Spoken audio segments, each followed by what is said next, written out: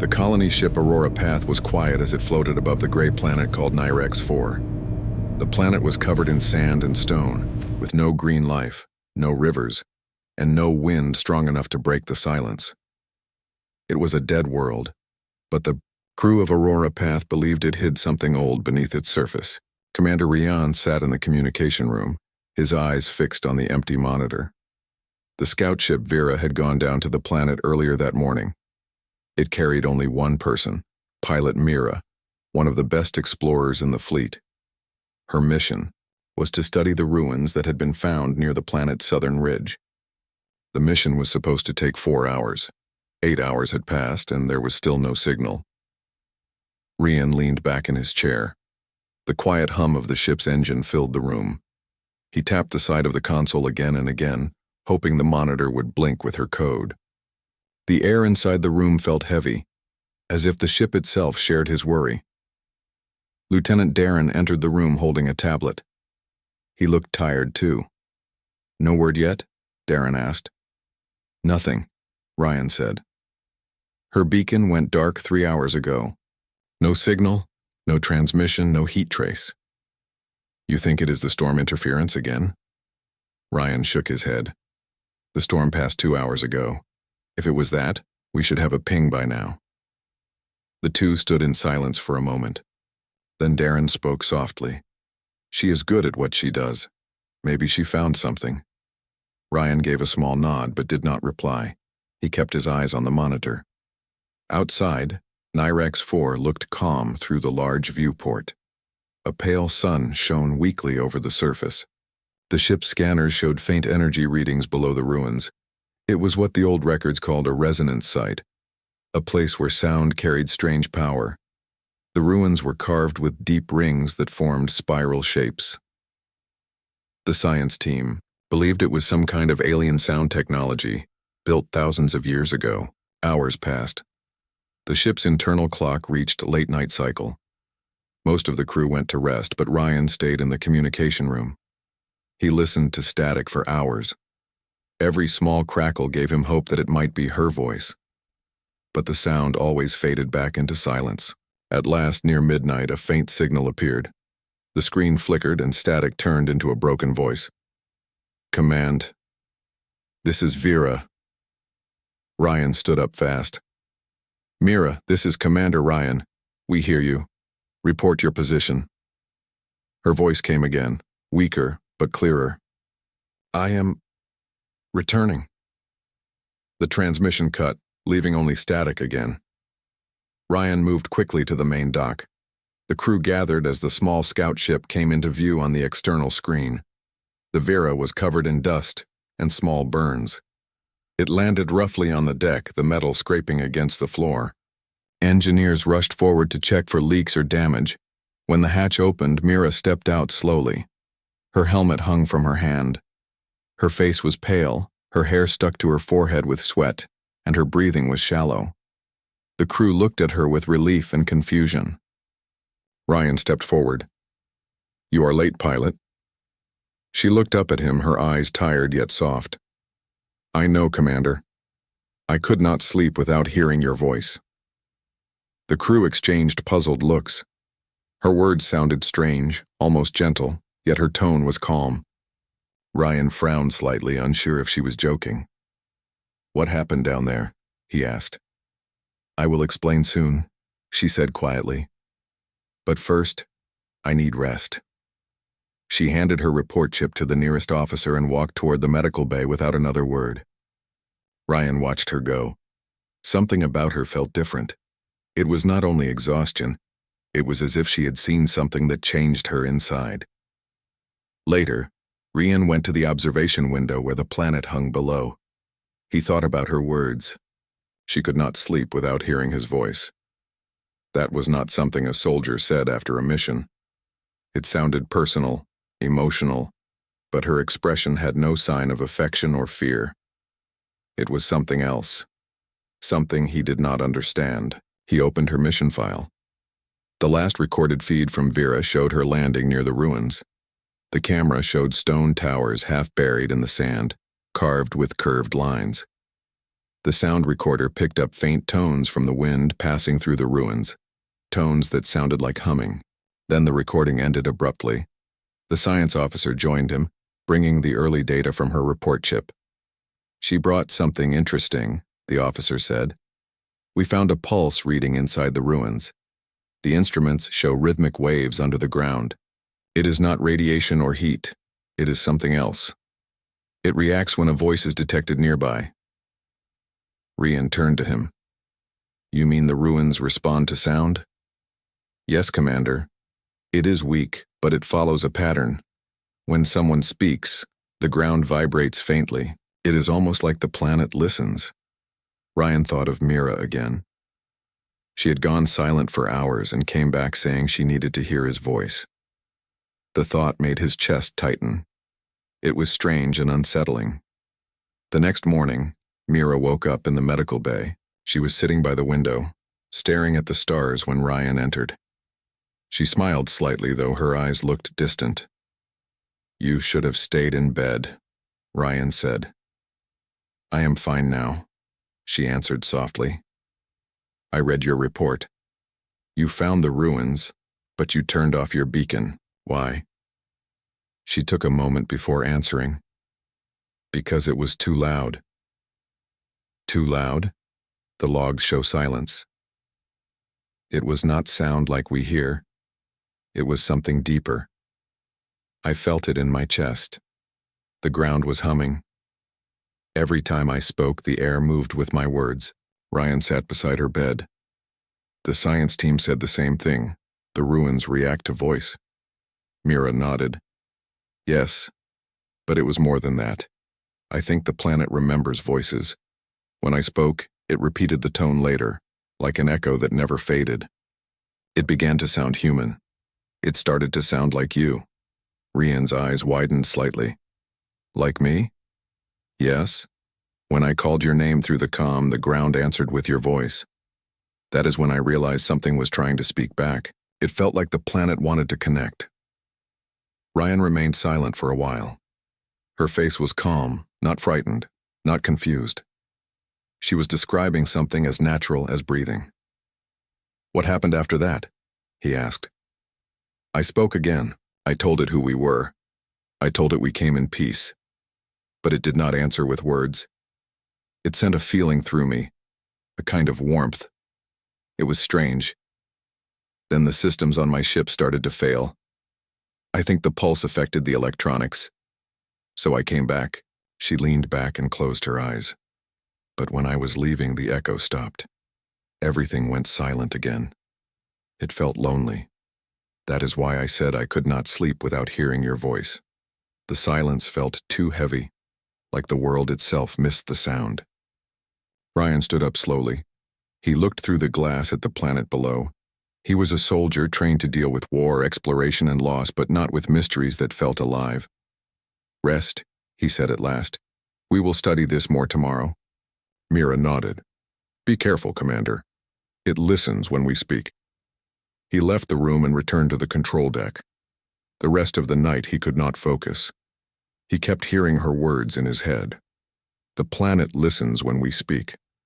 The thought stayed with him until morning.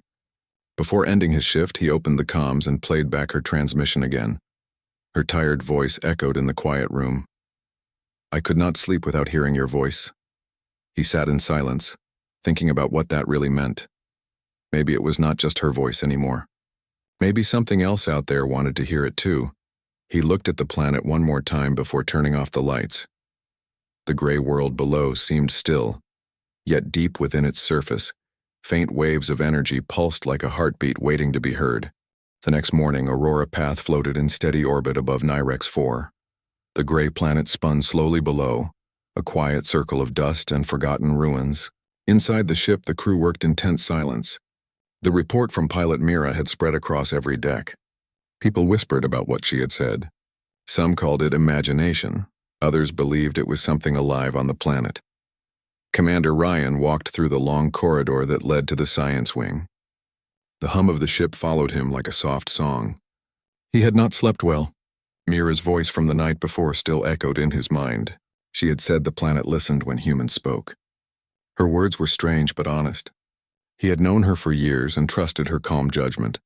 When he entered the research lab, the scientists were gathered around a projection of Nirex 4's southern ridge.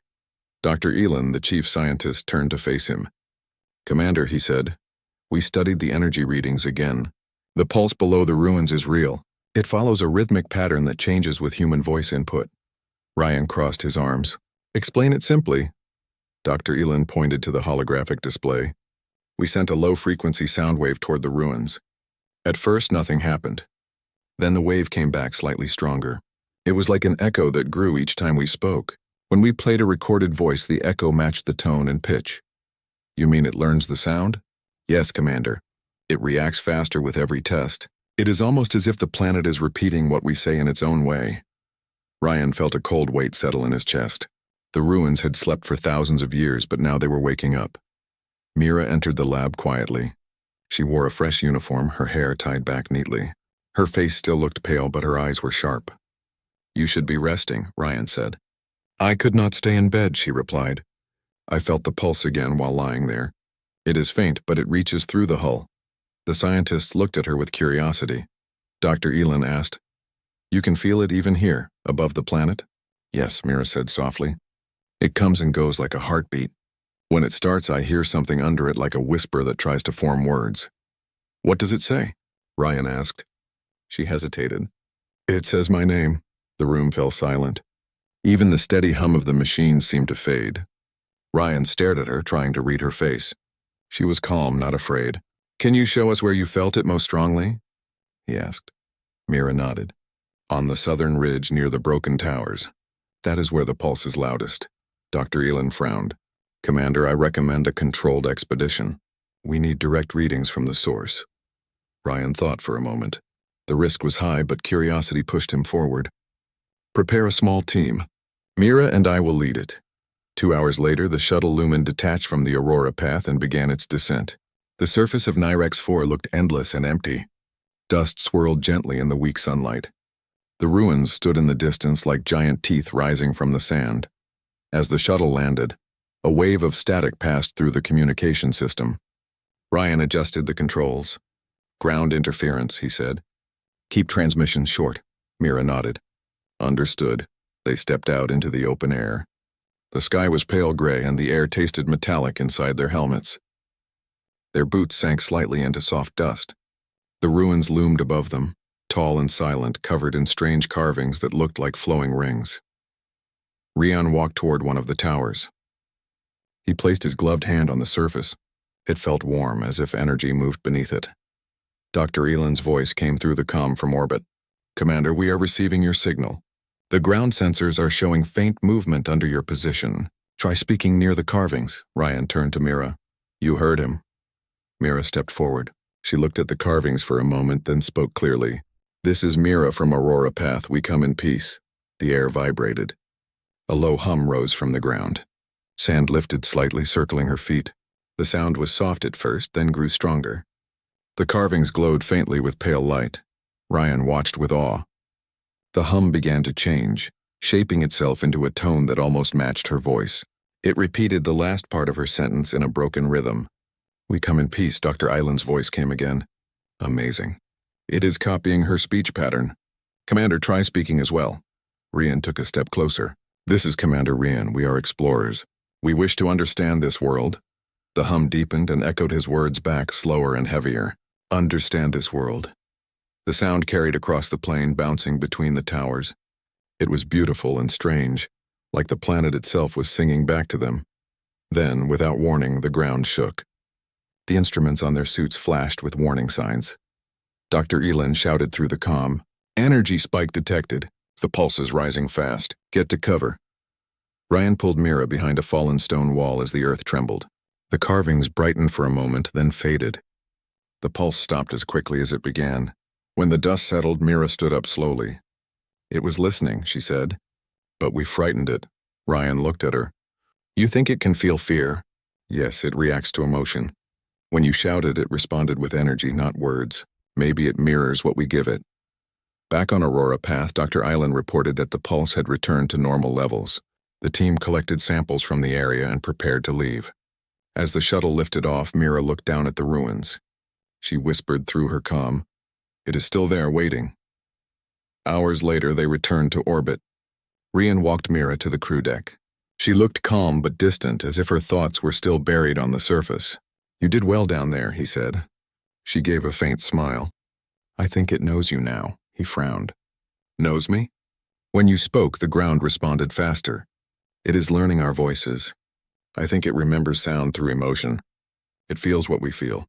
Rian did not answer. He could see belief in her eyes. She was not guessing. She was certain. That night, as the ship rotated toward the dark side of the planet, the crew began to notice strange interference on their communication channels. Voices overlapped with static. Some were clear, others faint. They were all human voices repeating simple phrases. Lieutenant Darren called Ryan to the bridge. "Commander, you need to hear this." Ryan listened closely. The sound was unmistakable. Mira's voice came through the static, repeating words she had said earlier on the surface. "We come in peace." Then his own voice followed. "We wish to understand this world." But neither of them was speaking. The recordings were not from any known source. The comm logs showed nothing. "It is the planet," Mira said softly from behind him. She had come to the bridge without being called. "It is sending the voices back to us." Ryan turned to her. "How can it transmit through space?" "I do not know. Maybe the pulse travels through another kind of wave. It does not use radio. It uses something deeper." The crew listened in silence as the voices faded, replaced by a slow rhythmic beat. It sounded like a heartbeat made of sound. Dr. Eilen contacted them from the lab. "Commander, this is no longer simple resonance. The readings show the pulse connecting directly with our systems. It might be copying our communication network." Rian looked at Mira. "If it keeps learning from us, it could reach other ships." "Maybe it wants to," she said quietly. "Maybe it wants to be heard." Hours passed as they tried to isolate the signal. Nothing worked. The pulse returned again and again, repeating fragments of human speech in different tones. It was almost musical.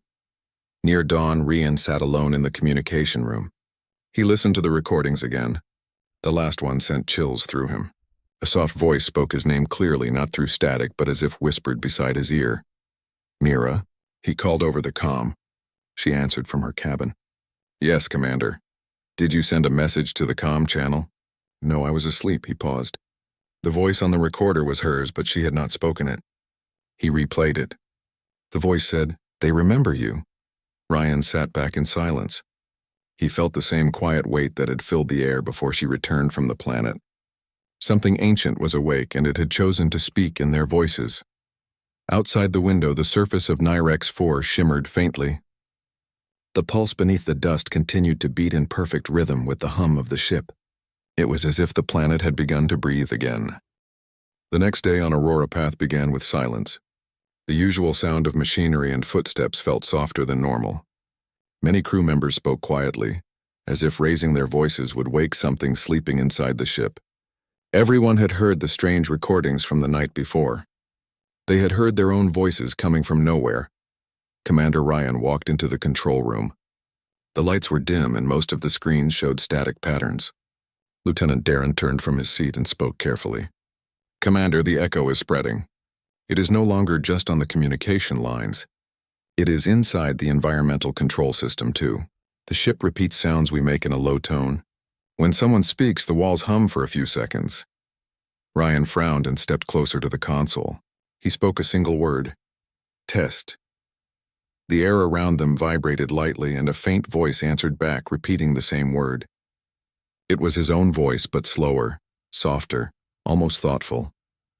Dr. Elin entered from the research wing, holding a tablet full of readings. "It is not mechanical failure," he said. "The signal we recorded yesterday has merged with the ship's sound grid. It reacts to human voices like it did on the planet." Ryan rubbed his chin. "So the ship itself is resonating with the same pulse as Nyrex 4? "Yes," Elin said. "It seems the signal came with us when we left the surface. Maybe through Mira's suit, maybe through the energy field around the shuttle. However it got here, it is learning faster now that it is inside a human environment." Mira entered the room at that moment. She looked more rested than before, but her expression was serious. "The hum has a pattern," she said. "I have been listening to it since morning. It repeats in a cycle of 3 beats, then changes tone when someone enters the room. It feels alive. Ryan looked at her closely. Alive or aware? I am not sure. But when I speak, it grows stronger. When I am silent, it fades. Dr. Elin tapped on his tablet. We ran the data through our sound models. The pulse now carries frequencies close to human emotion. It produces gentle waves when people speak calmly. But when someone shouts or feels fear, it spikes sharply. It mirrors mood. Ryan stood still for a moment. The thought was strange and powerful. The planet had been dead for centuries, but now something inside it was echoing human feelings. He gave his order clearly. We need to understand it. Set up a controlled experiment in the comms room. I want to know if it is reacting only to sound or to intent behind sound. The team prepared quickly. They placed audio sensors around the room and connected them to the main console. Mira stood in the center while Ryan and Dr. Eilen observed from behind a glass panel. Dr. Eilen nodded to her. Start speaking whenever you are ready. Mira took a breath and spoke gently. Hello, can you hear me? For a moment, there was silence. Then the air filled with a faint hum that rose from the floor. It carried her words, echoing softly. Hear me, she continued. We are explorers. We mean no harm. The hum shifted into a warmer tone. The walls of the room shimmered slightly as if light passed through them. Dr. Elin whispered to Ryan. The resonance level increased by 20%. It understands tone changes. Mira spoke again. We are from a world called Earth. We seek to learn. The hum responded in a slow rhythm that matched her heartbeat. Then faintly a new sound emerged within the echo. It was not just a repeat. It was a voice forming a new word. Learn, Ryan's eyes widened. It said something new. Dr. Elin's voice shook. Commander, it is forming original responses. It is alive. The hum faded after a few minutes, leaving a quiet tension in the air. Mira turned to Ryan. It is learning faster than before. It wants to understand us. Later that day, strange things began happening around the ship. The lighting systems flickered in soft waves following the rhythm of speech. The sound of footsteps created small ripples in the air. Even the hum of the engine began to match the natural tone of human conversation. In the crew quarters, people whispered about hearing voices while alone. Some said the ship called their names. Others said they felt calm, like being watched over. The fear from before began turning into a quiet curiosity. Rian walked down the main hallway and found Mira sitting near the observation window. She was looking at the planet below. The surface shimmered faintly with faint light. It feels like it is breathing, she said without turning. Ryan joined her. Dr. Elin believes it is more than energy.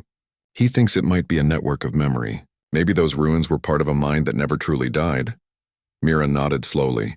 It could be. When I was on the surface, I felt emotions inside the hum. It felt lonely and cold. When I spoke, it became warm and gentle. Maybe it is drawn to connection. Ryan looked at her. Why you, though? It reacts strongest to your voice. She smiled faintly. Maybe because I was the first to speak kindly to it. I spoke without fear. As they talked, a faint sound came from the comm system beside them. It was a voice, distant but clear. It said, "We remember your voice." Rian and Mira froze. The message repeated once, then faded. The words were spoken in Ryan's voice, but neither of them had said them. Dr. Elin called from the lab moments later. Commander, the signal just transmitted from deep inside the planet. It is sending data back to us, not just sound. What kind of data? Ryan asked. Patterns that look like waveforms of human speech but rearranged in complex sequences. It might be a message or a translation attempt. Ryan looked at the screen. The data formed curved lines similar to the carvings on the ruins. The shapes pulsed in rhythm with the hum inside the ship. Mira said quietly, "It is speaking through memory. It uses our voices to build language." They worked through the night studying the signal. The scientists discovered that the patterns were mathematical, but shaped by emotion rather than logic. It was communication born from feeling, not structure. Rian spoke softly to Mira while they watched the screen. Do you think it understands what we are saying? I think it feels what we are saying, she answered. It does not just hear words. It hears intent. It hears care, fear, and hope. By morning, something unexpected happened. The hum stopped completely. The air turned still and the instruments went silent. The crew gathered on the bridge, confused and uneasy. Rian looked at Dr. Elin. What happened? It shut itself down. The signal is gone from our systems. Mira frowned. It is not gone. It is listening. She walked to the front of the bridge and looked down at the planet. She took a deep breath and spoke clearly. We are still here. We will listen too. For a few seconds, nothing happened. Then a low tone came from the speakers. It was soft and deep, filled with a strange calmness. The entire ship vibrated with it. The tone slowly changed until it matched the frequency of Mira's voice. Then unexpectedly, new sounds followed. Dozens of voices filled the bridge. They were human voices, repeating old transmissions from Earth history. The system replayed messages of laughter, music, greetings, and stories. The crew watched in silence as their ship filled with echoes of humanity. Dr. Elin whispered, "It is showing us what it learned. It is repeating human history through sound." The sound faded until only one voice remained. It was Mira's, saying softly, "We come in peace." Then Ryan's voice answered, "We wish to understand this world." Mira looked at Ryan.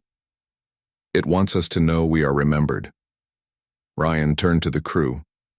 "Record everything. This is our first true communication with another intelligence. It is not a machine or a creature. It is a memory made of sound, and it has chosen to speak through us." That night, as the crew rested, Ryan stayed alone in the comms room. The stars outside shimmered like sparks on dark water. He played back the recording again and again. The sound of their voices echoed softly, blending with the hum of the ship. He realized that for the first time in human history, a world had not only heard humanity, but had answered back. It did not speak in technology or in power. It spoke in emotion. It spoke in voice. And through the faint hum that filled the air, Ryan felt a new truth settle inside him. Humanity was no longer alone in the dark. The universe had begun to listen,